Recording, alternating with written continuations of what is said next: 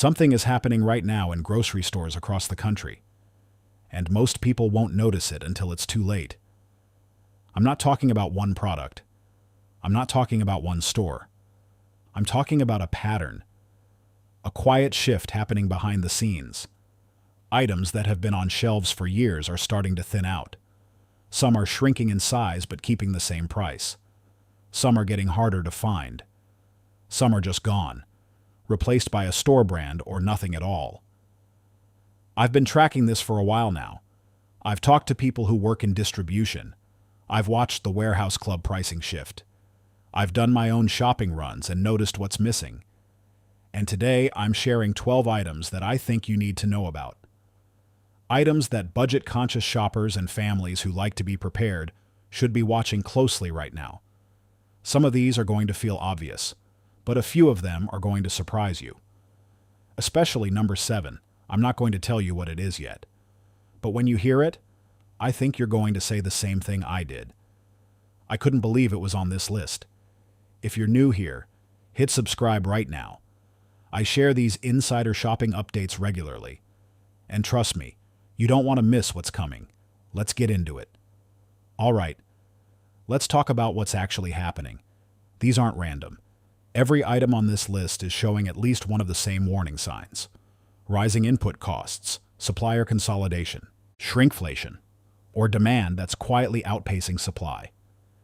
When I see 2 or 3 of those signs together on one product, that's when I start paying attention. And that's when I start buying extra. Here are the 12 foods I think you should be stocking up on right now. Product number 1, canned tomatoes. This one is a staple, and that's exactly why it matters. Canned tomatoes, whole, crushed, diced, have been a pantry anchor for decades. They're in pasta sauce, chili, soups, casseroles. If you cook at home at all, you are probably going through these every single week. Here's the problem. The California tomato crop, which supplies a massive share of domestic canned tomatoes, has been under pressure for a few years now. Water costs, labor costs, heat-related yield reductions. These things add up, and they've been adding up quietly. I've been watching the shelf price at Walmart and at my local grocery chain. A 28-ounce can of crushed tomatoes has gone from about $1.20 to closer to $1.80 in many markets over the past year and a half. That's a 50% increase on a product most families buy every week. I was in a Walmart about 3 weeks ago doing my regular stock-up run. I counted the facings on the canned tomato shelf. There were fewer SKUs than 6 months before. The name brands had thinner shelf presence, more store brand filling in the gaps. I bought 24 cans. Mixed, some whole, some crushed, some diced. I paid around $38 total. If those prices keep trending the way I expect, that same haul could cost $55 or $60 by the end of the year. Canned tomatoes store beautifully. Most varieties are shelf-stable for 2 to 3 years. Keep them somewhere cool and dry. A basement, a pantry closet, under a bed if that's what you've got. They don't need anything special. You don't want to be scrambling for canned tomatoes when you're trying to make dinner for your family and the shelf is half empty. Stock up now while pricing is still manageable. Product number 2, dried pasta. Right alongside canned tomatoes, dried pasta is showing the same warning signs. Pasta seems like it should be cheap forever. It's basically semolina and water. But durum wheat prices have been volatile. Import pressures from key production regions in Europe have fluctuated, and domestic producers have been quietly adjusting, both in price and in package size. Here's what I've noticed. A 1-pound box of pasta from a national brand used to reliably be under $1. In many stores now, you're looking at $1.20 to $1.50. That doesn't sound like much until you remember you're buying pasta every single week. I spoke with someone who works in grocery distribution, not going to get specific, but they mentioned that the mid-tier national pasta brands are seeing the most pressure. The premium imports are holding okay. The store brands are fluctuating. But those middle brands that most families reach for? That's where they're seeing allocation issues at the warehouse level. Last month, I bought a case of pasta. Mixed shapes, penne, rotini, spaghetti, linguine, 12 boxes. I paid just under $16.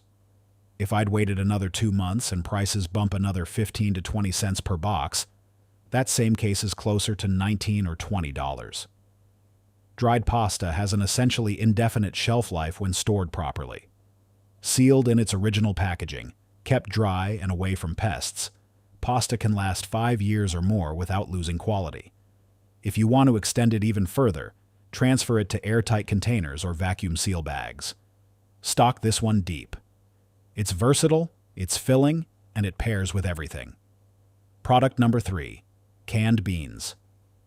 Canned beans are quiet heroes of the pantry, and they're starting to show real pressure.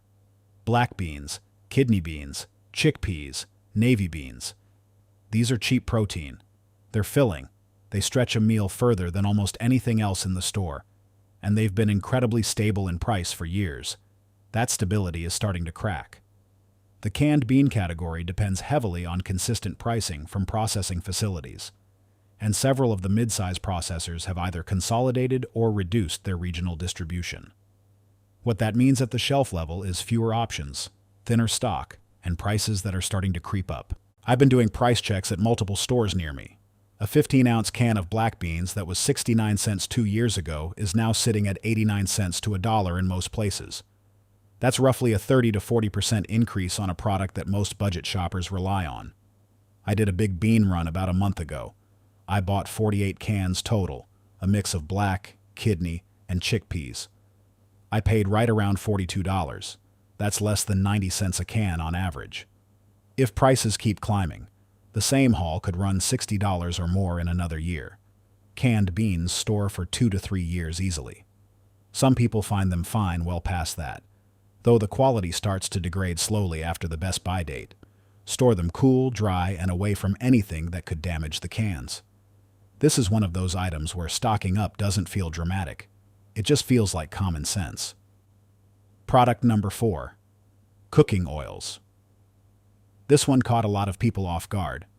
Cooking oil, canola, vegetable, olive, has seen some serious price volatility. You probably noticed it a year or two ago when prices spiked hard. Some shelves were genuinely low. Prices doubled in some categories. Things have settled a bit since then. But the underlying pressures haven't gone away. And what I'm watching now is a secondary wave of quiet price increases. Sunflower oil supplies from Eastern Europe remain unpredictable. Canola from Canada has faced weather-related crop stress. Palm oil from Southeast Asia is dealing with its own set of supply chain complications. Olive oil from Europe has had multiple bad harvests in a row. All of that feeds into what you see at the grocery store. Right now, at a major retailer like Walmart, a 48-ounce bottle of vegetable oil is around $4 to $5 depending on the brand. That's up significantly from 2 years ago. And I've seen the 48-ounce bottle quietly shrink to 40 ounces on some brands without the price going down to match. I bought 6 48-ounce bottles of vegetable oil on my last Costco run. I paid around $22 for all 6. That's a reasonable price for something my household goes through consistently. Cooking oils don't last as long as dry goods. Vegetable and canola oil are typically good for 1 to 2 years unopened, less once opened. Store them in a cool, dark place. Don't expose them to heat. Olive oil should stay away from light and warmth. Buy what you'll realistically rotate through. You cook with oil every day.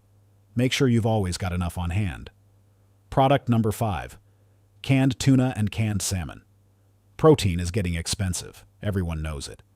But a lot of people are still sleeping on canned seafood as a budget answer, and that window is closing.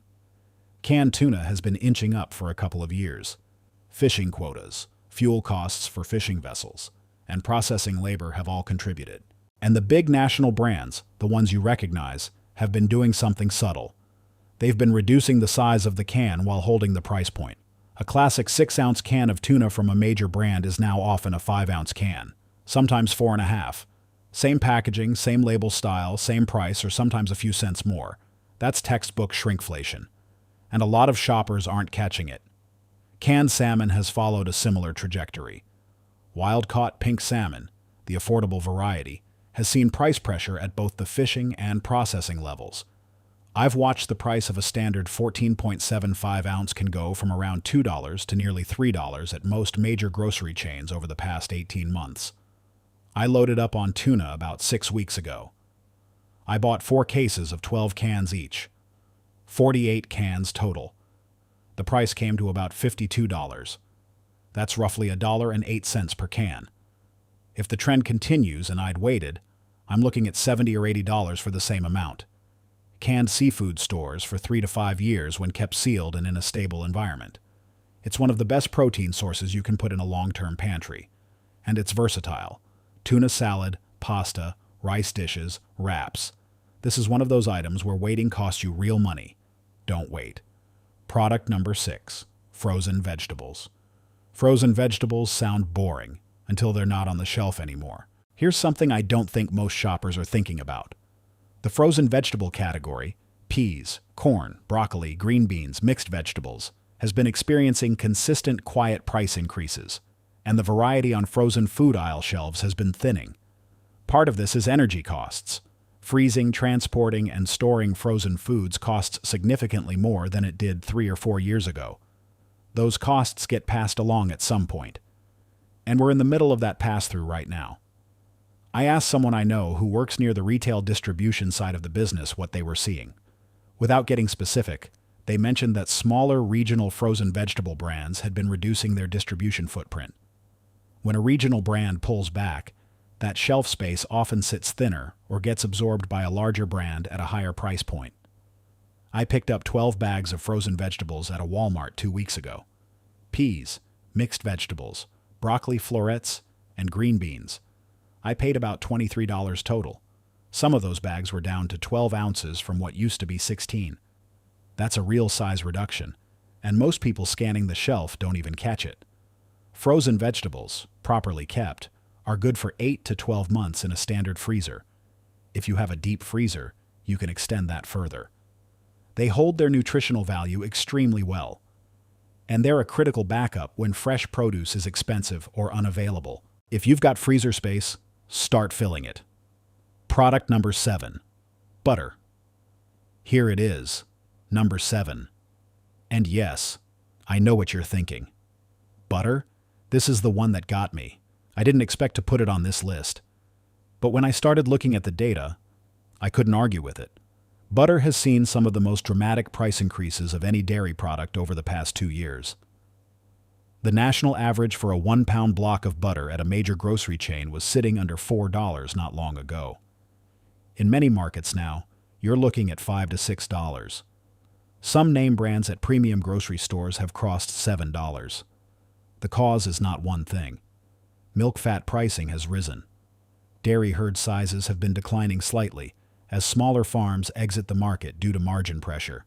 Cream, which is what butter is made from, competes with demand from other dairy products. When everyone's trying to get milk fat for butter, cheese, and cream products at the same time, prices go up. I was floored when I did a recent Costco run and saw what a standard 2-pound block of butter was priced at. I bought 4 2-pound blocks for just under $32. That's 8 pounds of butter. A year ago, I might have paid $24 for the same amount. Butter freezes exceptionally well. This is the key piece of information most people don't act on. You can freeze butter in its original packaging for up to 12 months without any quality loss. Just put it in a Ziploc bag for extra protection and it's good to go. When I have freezer space, I always keep extra butter in it. It's something my household uses daily. And when prices go up, I want to have already locked in a lower rate. Don't let this one catch you. Product number 8. All-purpose flour. Flour is the base of so much of what home cooks make, and it's quietly getting harder to buy in bulk at a reasonable price. Wheat prices globally have been on a roller coaster. Supply from major exporting regions has been inconsistent.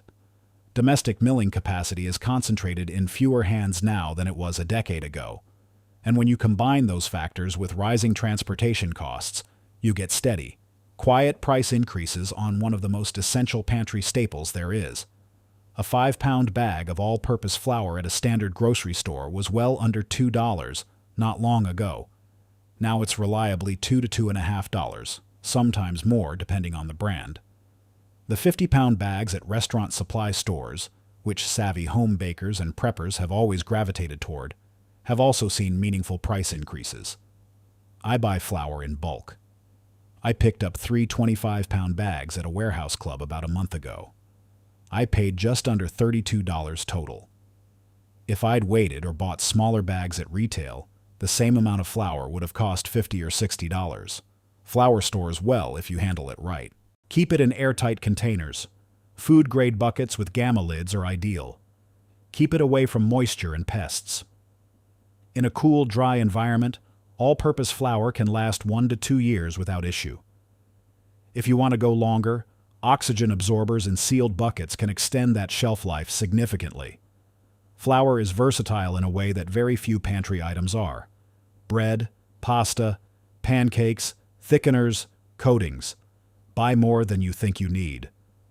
Product number 9, canned soups and broths. Canned soups have been a grocery staple forever, but they're changing. And not in ways that benefit the shopper. The big national brands, the ones your parents and grandparents bought, have been quietly reformulating and resizing their canned soups over the past several years. What used to be a 10.5-ounce can is now sometimes closer to 10 ounces or even less. Sodium content is changing, recipes are shifting, and prices are going up despite the product getting smaller. Broth, chicken broth, beef broth, vegetable broth, has seen its own pressures. The major carton brands have been adjusting their 32-ounce and 48-ounce cartons in both price and recipe. Reduced sodium options have gotten noticeably more expensive, and some specialty varieties are just harder to find consistently. I talked to someone who's familiar with the grocery category management side of things. They described what they called SKU rationalization, which is corporate language for cutting the number of varieties and sizes a brand carries. Fewer options on shelf. That's often a sign that the brand is pulling back or the distributor is consolidating. I did a broth run recently.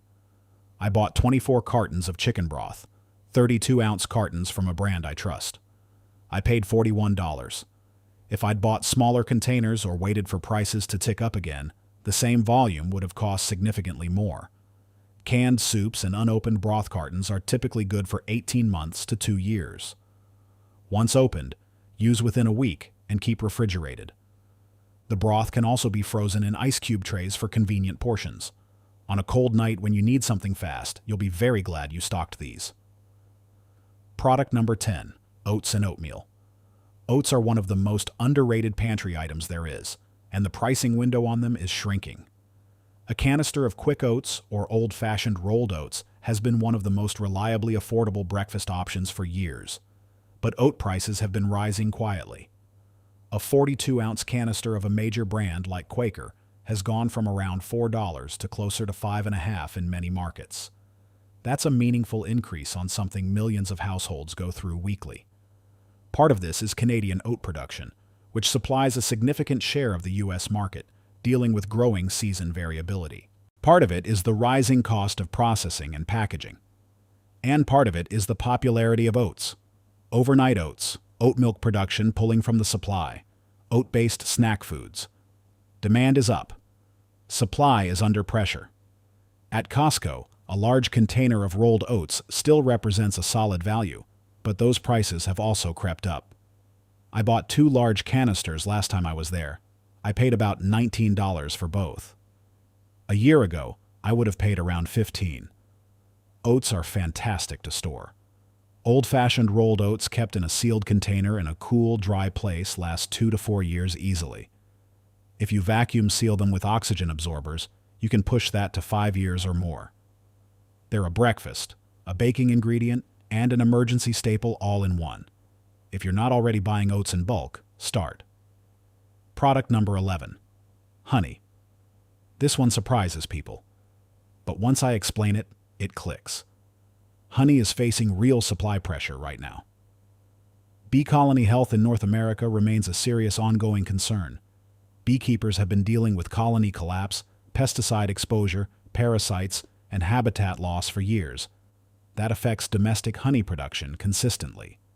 At the same time, imported honey, particularly from South America and parts of Asia, has faced quality and authenticity scrutiny. and the tariff environment around imported goods has shifted in ways that affect pricing on the shelf. A 32-ounce squeeze bottle of a national brand honey at Walmart has gone from around $6 or $7 to $8 or $9 in the past couple of years in many markets. Raw, unfiltered honey from premium brands can run $12 to $15 for the same size, and those prices are only moving in one direction. I buy honey in bulk when I can find it. A few months ago, I picked up 3 5-pound jugs of raw clover honey from a local supplier at a warehouse price. I paid around $65 for all 3. That's a fair price for quality honey, and I know it's going to hold its value. Honey is one of the only foods on the planet with essentially indefinite shelf life when stored correctly.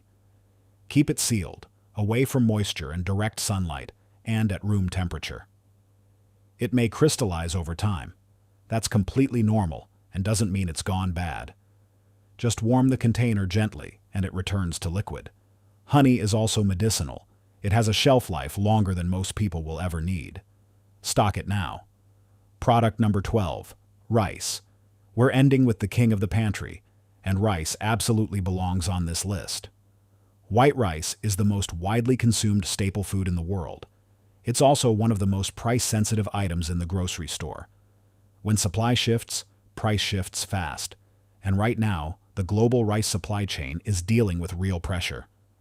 Export restrictions from major rice-producing nations have been a recurring issue over the past year. Domestic rice production in the southern U.S., Arkansas, Louisiana, Mississippi, has faced weather-related challenges, and demand, particularly in communities that rely heavily on rice as a dietary staple, has created consistent pressure on supply. A 5-pound bag of long-grain white rice at a major grocery chain was well under $4 not long ago. Now it's regularly sitting at $4 to $5, and the 20-pound bags, the ones smart shoppers buy, have seen similar percentage increases. I buy rice in large quantities. On my last Costco run, I picked up 2 25-pound bags of long-grain white rice. I paid just under $36 total for 50 pounds. If I'd bought that in 5-pound bags at retail, I would have easily spent $60 or more. White rice stored in airtight containers, sealed food-grade buckets with oxygen absorbers, can last 25 to 30 years. That's not a typo. Long-term rice storage is one of the most powerful things a prepared household can do.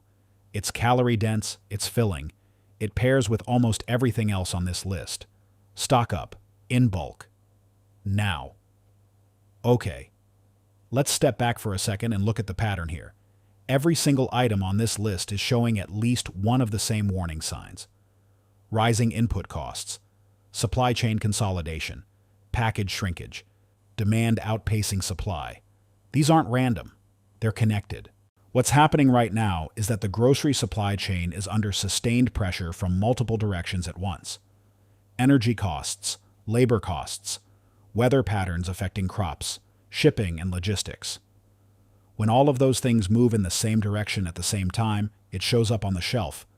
First quietly, in smaller packages and slightly higher prices. Then loudly, in empty shelves and sticker shock. The shoppers who will feel this the least are the ones who acted before it became obvious. That's who this channel is for. That's who you are if you're still watching. I'm not telling you to panic. I'm not telling you to go spend money you don't have. I'm telling you to be smart. Buy a little more of what you already buy. Rotate your stock. Store it properly. And pay attention to what the shelf is telling you. The best time to stock up is before everyone else notices. And right now, most people haven't noticed yet. That's your window. Final CTA. If this video gave you something useful today, a heads up, a reason to add one more item to your cart, a piece of information you didn't have before, please hit the like button. It really does help this channel reach more people who need to hear this. And if you're not subscribed yet, please do that right now. I put out these insider shopping and supply chain updates regularly. These are the things I notice when I'm actually in stores, actually tracking prices, and actually stocking my own shelves. You're part of an inner circle of shoppers who take this seriously, and I'm grateful for that. I'll see you in the next one.